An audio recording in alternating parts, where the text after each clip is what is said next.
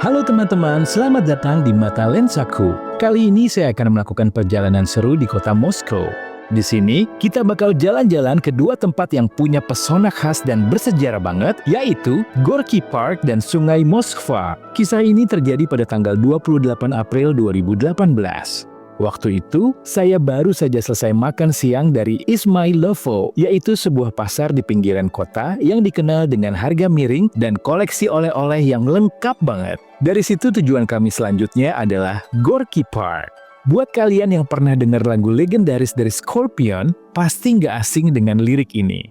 I followed the Moscow down to Gorky Park, listening to the wind of change. Iya kan? Yap, itu dia Gorky Park. Gorky Park ini bukan taman biasa loh. Ini adalah taman ikonik di Moskow. Didirikan tahun 1928 dan dinamai dari seorang penulis besar Rusia yang bernama Maxim Gorky. Nama lengkapnya bahkan cukup panjang, yaitu Maxim Gorky Central Park of Culture and Recreation. Keren ya? Taman ini luasnya sekitar 250 hektar dan dibagi jadi beberapa bagian. Ada area parterre, lalu Neskuchny Garden yang rindang banget, dan juga ada cagar alamnya, yaitu Vorobyovi Gory. Disclaimer dulu, maaf kalau salah baca ya. Kalau kalian yang tahu cara bacanya yang bener gimana, tulis di komen ya. Lanjut. Nah, cagar alam itu berhubungan langsung ke kawasan Universitas Negeri Moskow. Dulu, taman ini jadi tempat favorit warga Soviet buat habiskan akhir pekan. Ada yang main catur di bangku taman, ada yang berdansa, ada juga nih yang duduk-duduk sambil makan es krim. Patung-patung klasik kayak The Girl with the Paddle dan The Ballerina juga jadi saksi bisu cerita-cerita di masa itu. Sayangnya nih, waktu itu cuacanya kurang mendukung. Langit agak mendung dan anginnya lumayan kenceng. Jadi kami nggak sempat eksplor ke dalam taman. Tapi nggak apa-apa, karena pengalaman serunya lanjut ke bagian lain dari kota ini, yaitu Sungai Moskva. Dari Gorky Park, kami naik kapal wisata menyusuri Sungai Moskva dan turun di daerah Novospassky Monastery nggak jauh dari Red Square. Kalau lihat dari peta, Sungai Moskow ini mengalir melewati jantung kota. Awalnya dari daerah sekitar 140 km di barat Moskow, terus mengalir ke timur, kemudian lewat kota-kota seperti Smolensk, terus tembus lagi ke pusat kota, dan akhirnya nyambung ke Sungai Oka yang jadi anak Sungai Volga, ujung-ujungnya ke Laut Kaspia.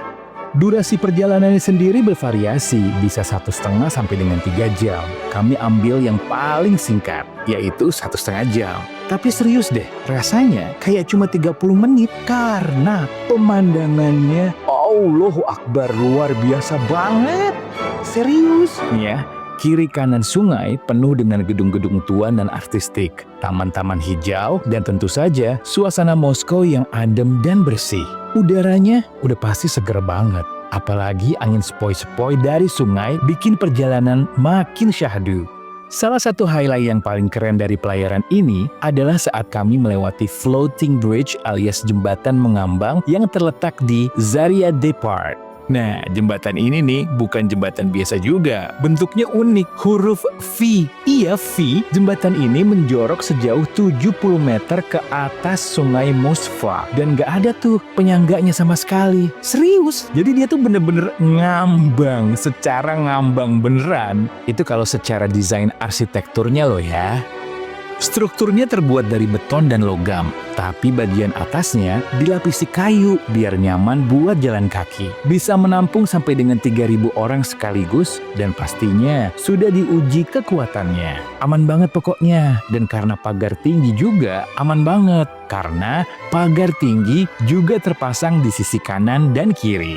Jembatan ini didesain oleh studio arsitektur Amerika, yaitu Diller Scofidio dan juga Renfro, nama yang sama di balik Highland Park di New York. Keren ya, karya internasional ada di tengah kota Moskow. Nah, sekarang mari kita bahas juga taman tempat jembatan ini berada, yaitu Zaria Depart. Taman ini letaknya strategis banget, tepat di sebelah lapangan merah, persis di belakang Katedral Saint Basil.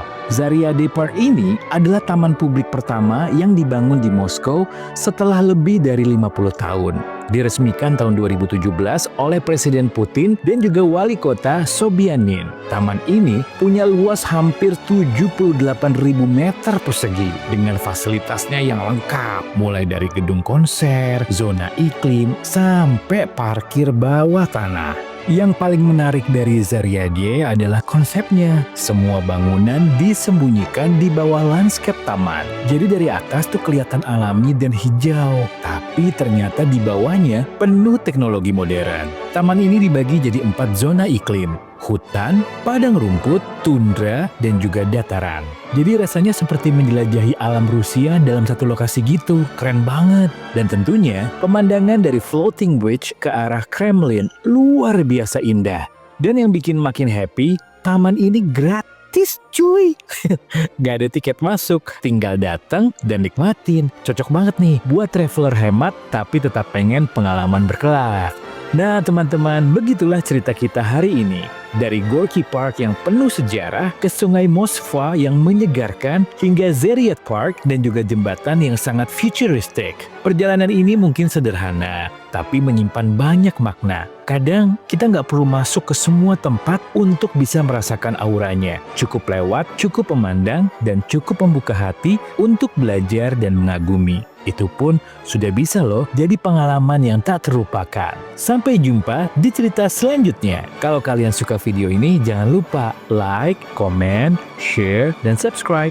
Sampai ketemu di Mata Lensa berikutnya. Bye!